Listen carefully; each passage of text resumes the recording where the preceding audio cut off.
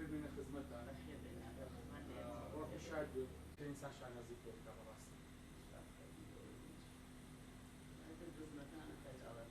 در دنیای جوی که خیانت لم اجتماعنا ولم يدار کار لباس جاری هزار دا قضاوت شیعه دیاری چی شو بود قربان کردن دستی